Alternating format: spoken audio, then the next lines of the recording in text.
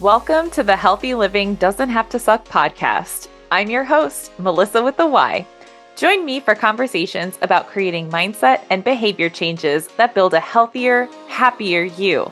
Let's drop the struggle and say hello to healthy living made easy, entertaining, and empowering. Hello, everyone, and welcome back to another episode where we're going to dive a little bit deeper into goal setting. I know last episode I mentioned about SMART goals, and we talked a little bit more about ways to just kind of reset and refresh our goals. If you're listening to this as it's released, we are going to have our mid-year reflection and goal reset workshop on June 30th at 6 p.m. Eastern time. So would love to have you jump in for that interactive workshop. There's going to be some on-the-spot coaching too, so y'all can feel free to ask questions in the workshop and be able to best set yourself up for success with your goals.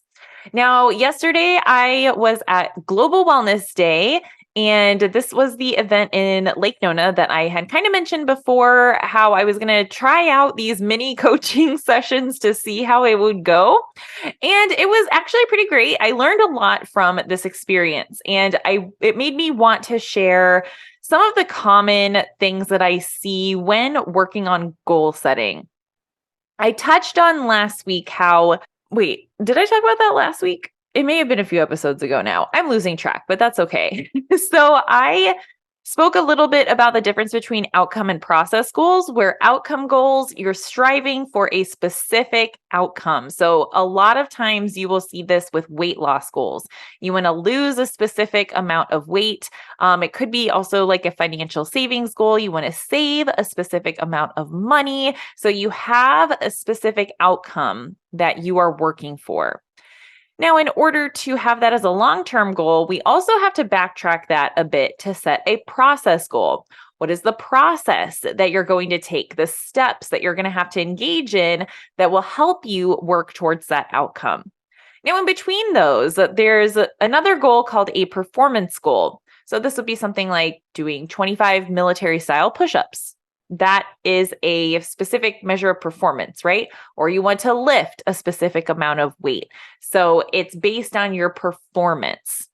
Now, out of those three types of goals, process, performance, and outcome is the one that you have the least amount of control over, where there's just so many different factors involved that you have the least amount of control over whether or not you reach that goal.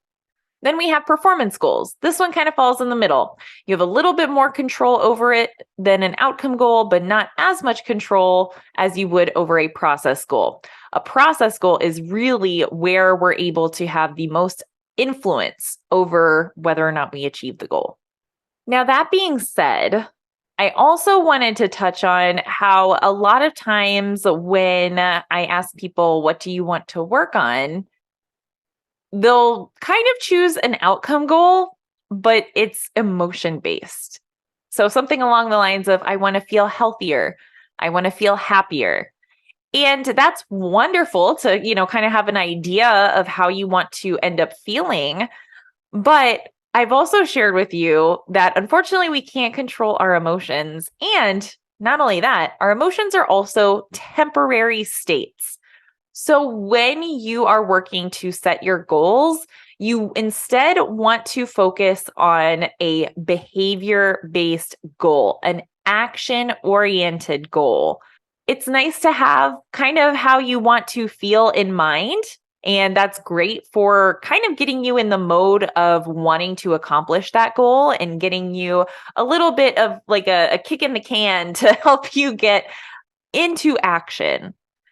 But if you solely focus on an emotion-based goal, you're going to be disappointed. You're going to get defeated. It's something that is not going to be successful. That being said, focus on your emotion goal for kind of that reason behind why you want to make those changes, right? You want to experience more of those emotions, but you also have to think to yourself, what would make me feel happier? What would make me feel healthier?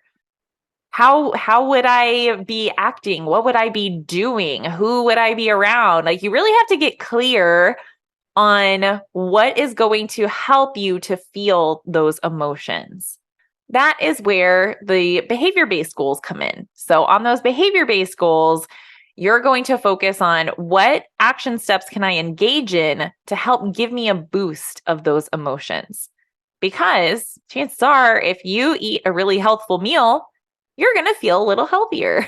You may not experience instant energy or, an overnight transformation. That's a little unrealistic to expect, but you might feel a little boost in those emotions that you desire to feel more frequently.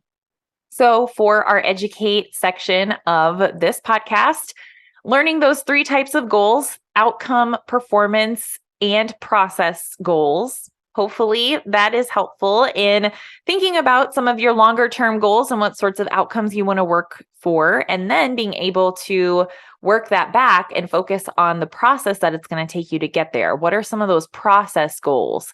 I'll give you a quick example. So if weight loss is something that you desire, what are some of the things that you're going to have to do?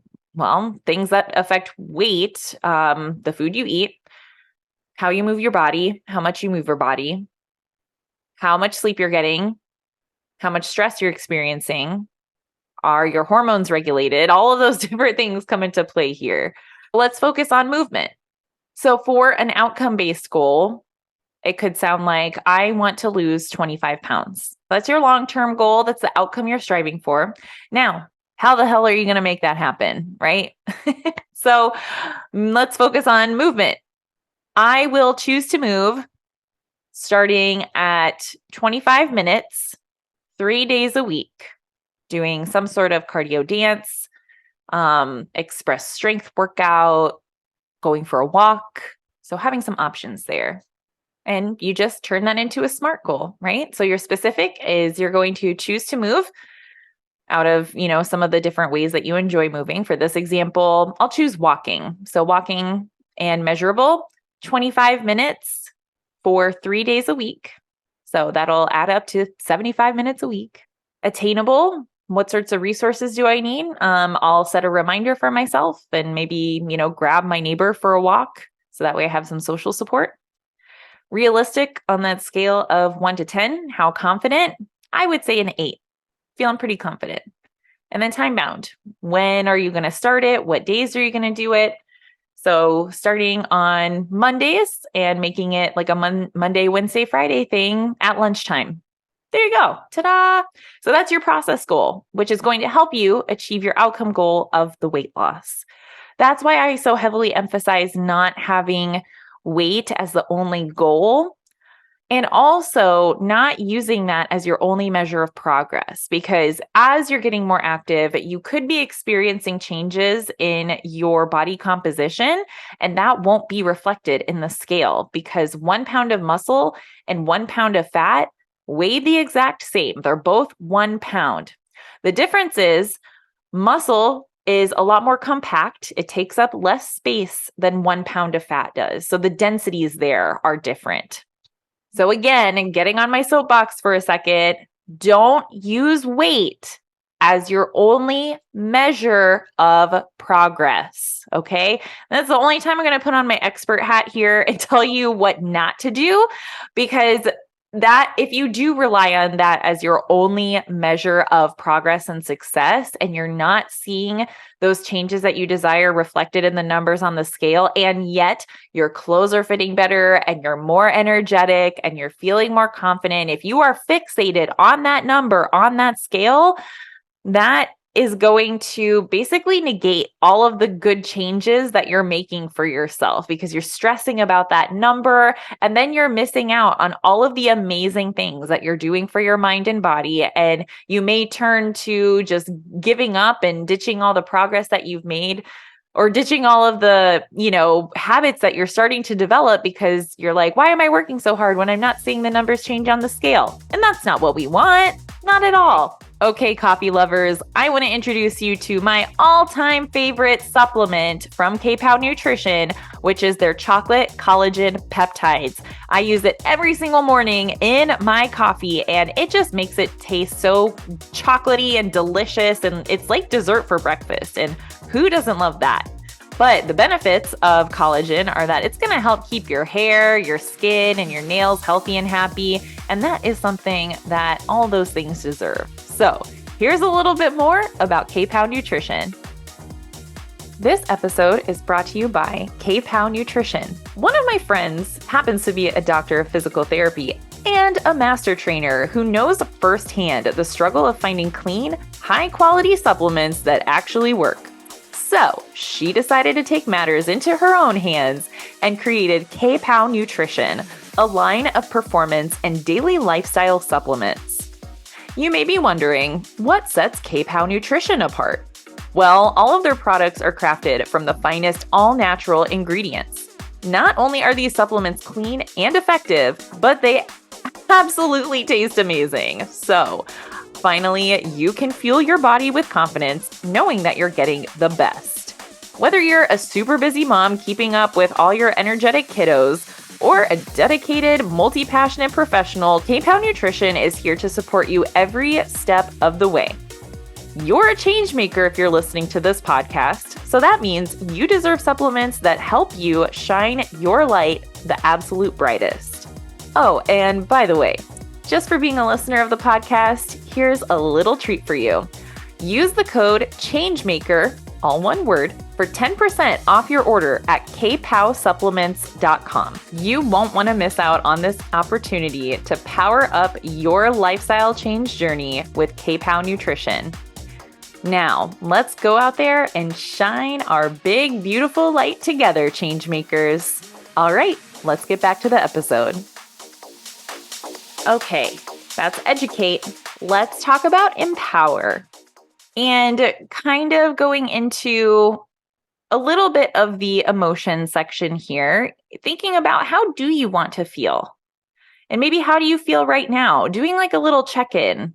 And y'all, there are a lot of emotions to choose from. I know we typically stay a little bit surface level, like, I feel happy or sad or angry or, just like all of those broad terms. I'm going to ask you to do something after this episode. If you haven't already seen an emotions wheel, I'm going to ask that you go look one up after this to see all of the different emotional vocabulary that is out there.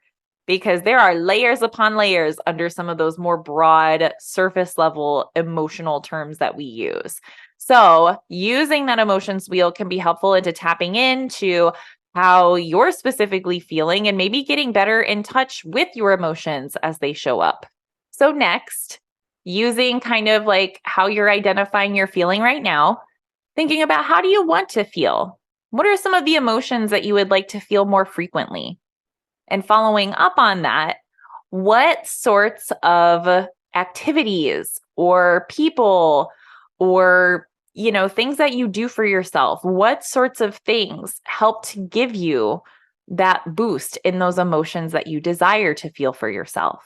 And that's going to be helpful in better identifying where we can start to find some of those opportunities to make changes in our behavior that are going to help us feel those emotions more frequently. Again, we can't choose how we feel, but we can make choices that influence our emotions. So hopefully that is helpful for your empower section, because for engage, I'm going to ask you to just try to do more of what makes you happy, what makes you feel healthy, what brings you joy.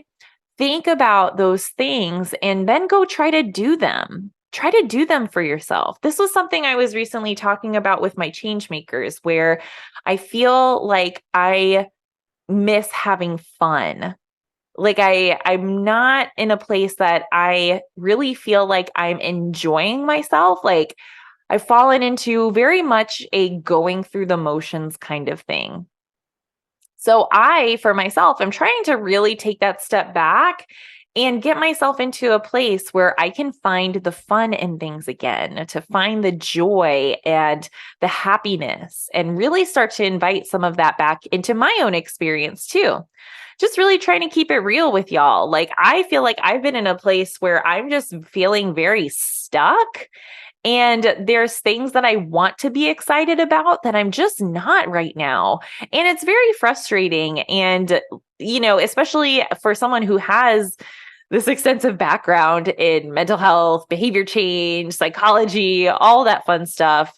When I find myself in these types of places, it's really difficult not to beat myself up over it or not to be hard on myself and to not be like, come on, Melyssa, figure it out for fuck's sake. Like you know how all this stuff works.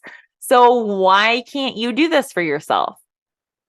And it's not that I can't, it's just that I need to take that time to slow down, take that step back, evaluate, and then really reflect on what is going to bring me more of those feelings that I desire to feel for myself. So that's it for Engage. Go out there, find the joy, find the fun, do things that are going to bring you more of those emotions that you want to feel, and then hold on to them while you can. Like just enjoy them and savor them while they're visiting you, because who knows when they'll be back, right? So really take that time to appreciate and savor those moments that you create for yourself. All right, y'all. I hope that you've enjoyed this episode. And as always, please feel free to tag me in your shares on Instagram. And I would love to hear what your biggest takeaways were. What are some of the things you're going to start working on? And when you do engage in those activities, like share what it is. So that way you can maybe give us some ideas of what we can try out. Like I'm always looking for new things to try. And that would just be such a great way to start sharing some ideas and experiences with the rest of the Changemaker community. So that way we might be able to try some of those things for ourselves and see if it's something that works for us too. All right, Changemakers, until next time, take care, stay healthy, and be well. I'll see you back here next Monday. Thanks so much for listening to this episode of Healthy Living Doesn't Have to Suck. I'm so grateful to have you here with us, joining our Changemaker movement. If you enjoyed this episode, we'd love it if you'd subscribe and rate and review this show wherever you're tuning in and listening.